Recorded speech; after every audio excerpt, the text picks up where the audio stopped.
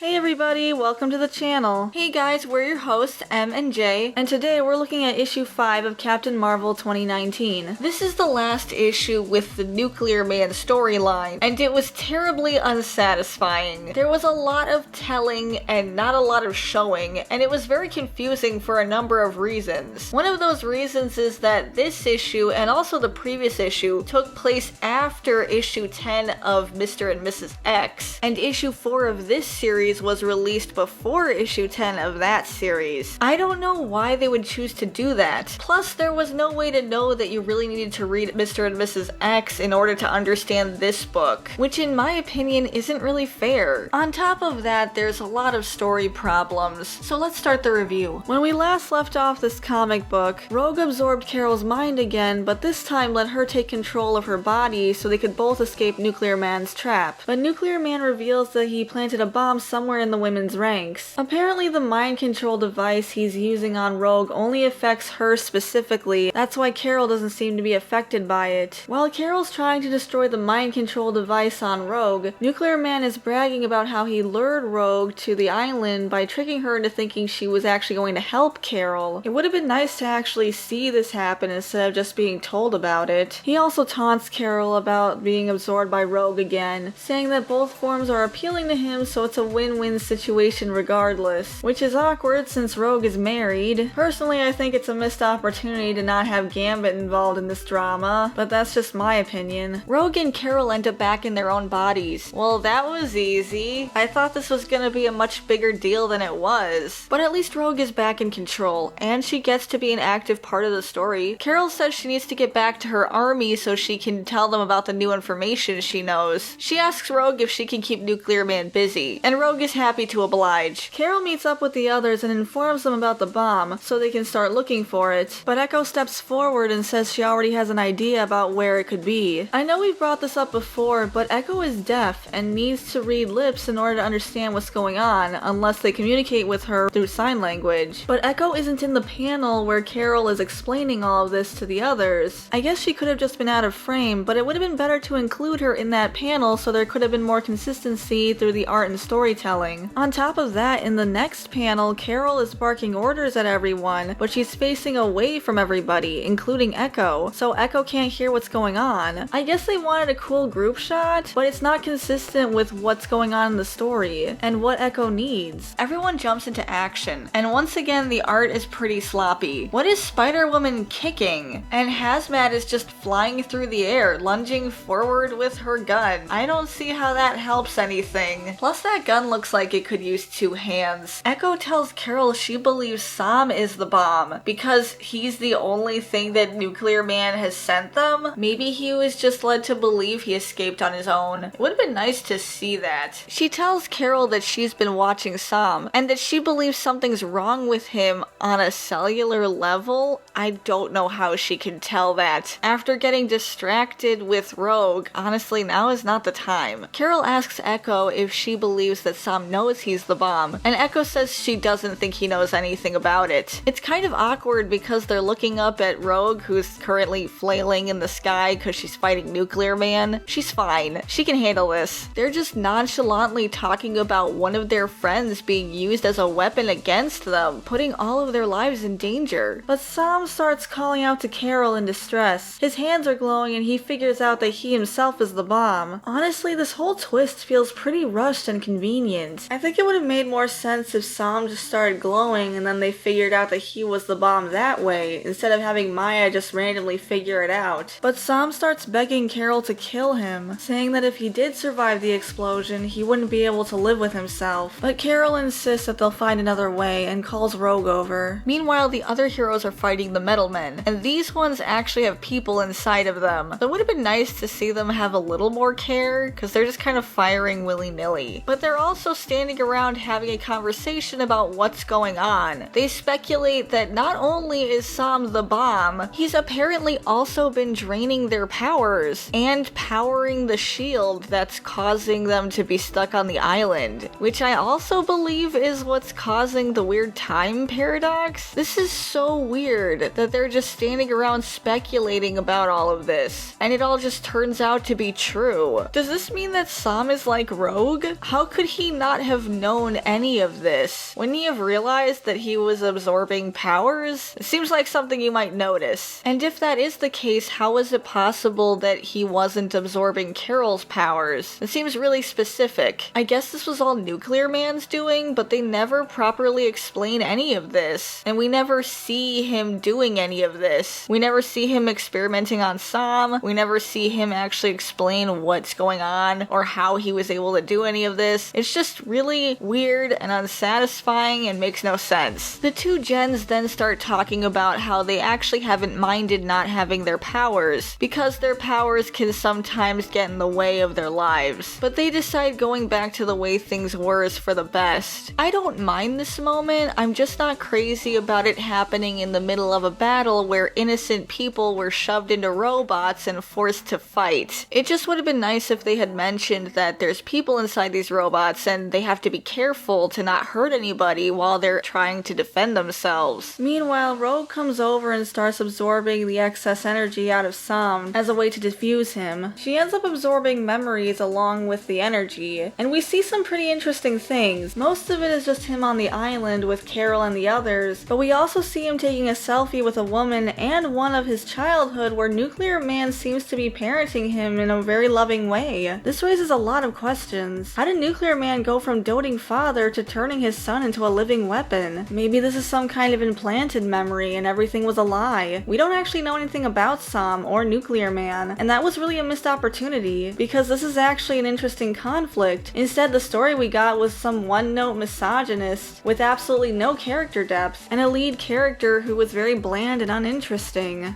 But here we see that Nuclear Man and the story as a whole could have been much more. Rogue is able to absorb the energy. I'm surprised she doesn't have to release it somehow, but Sam ends up passing out. This causes the barrier to go down and for all the heroes to get their powers back. So I guess Sam really was the key to everything. Still don't know how he had no idea. Hazmat confronts Nuclear Man, saying that he's been absorbing her power since she got there, so he must be really afraid of her. So I guess that means that Nuclear Man was controlling Sam this whole time, even from a distance? How did none of this come up at all in this whole thing? But then Nuclear Man says that he just wanted her power to power the island, and not him. So I guess he can absorb powers too? Where did all of this come from? And why was it never explained? I'm very confused. But they are finally rescuing the men, so that's good. But Nuclear Man absorbs Hazmat's power and uses it against them,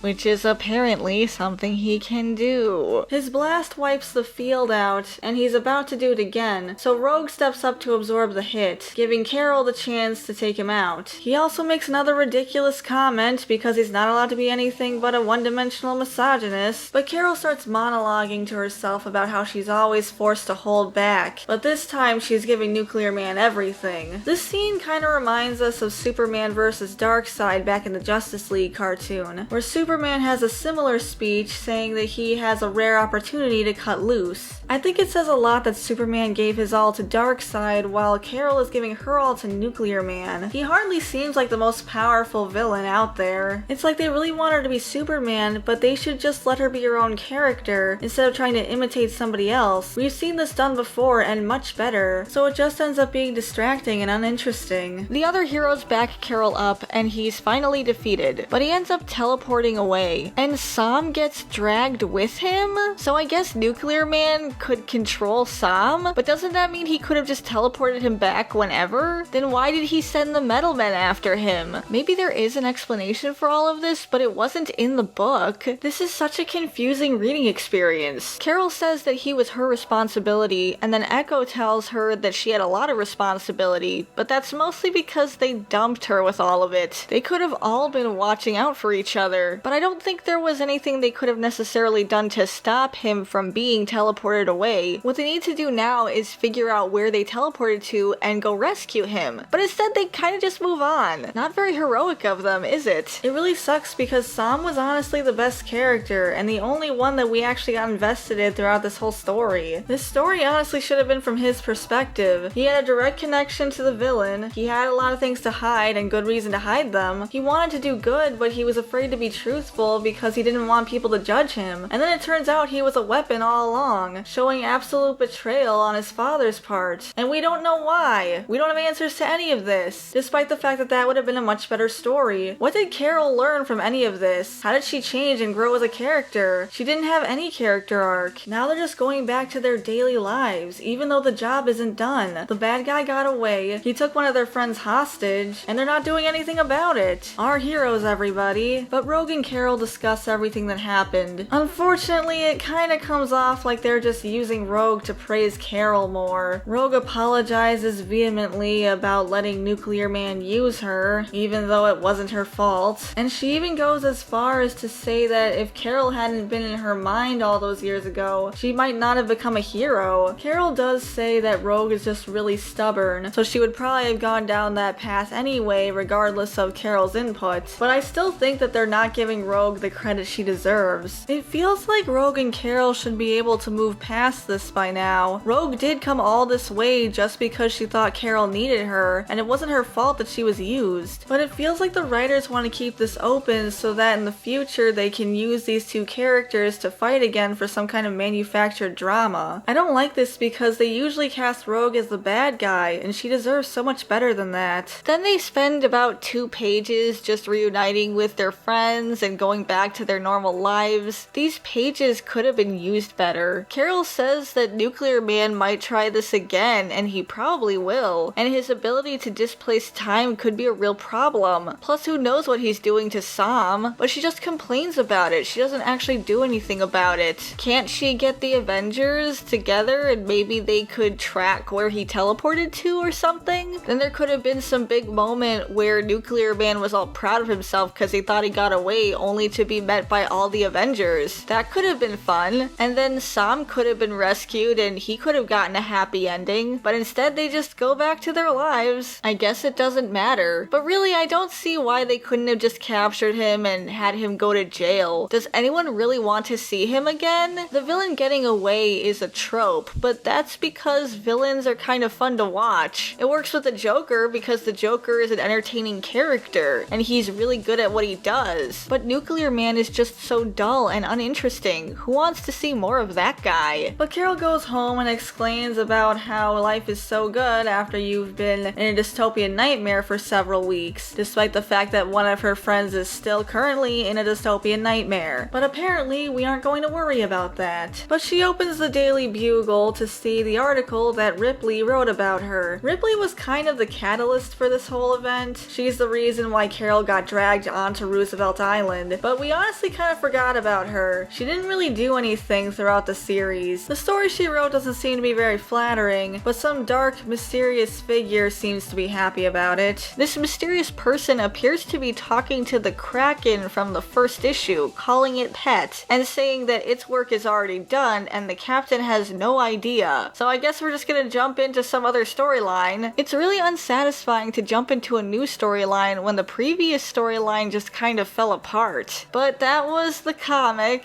It was really disappointing. There was a lot of telling and not a lot of showing. Some really important things happened off screen. A lot of big moments didn't feel earned. And then they just ditched Sam, who was the only character I actually had any interest in, which is kind of ironic because this book was clearly a girl power book, but the only interesting character ended up being the one guy. I'm sure they didn't do it on purpose, but it is pretty awkward. And that's kind of what this whole book was. Awkward. We only read this book to prepare for the Captain Marvel movie and how she would tie into Endgame, but in the end we didn't actually learn anything about her. She's always right, she's perfect in everything she does, she's the most powerful, and that's basically what the movie boiled down to also. So we can't say we're fans. There was potential here, but it ended up being very surface level. But that's just our opinion. What do you guys think? Let us know in the comments below. If you like this video, you can leave a like and subscribe to this channel if you want to see more content like this. Thanks for watching, everybody. We'll see you in the next video. Bye guys. Bye everyone.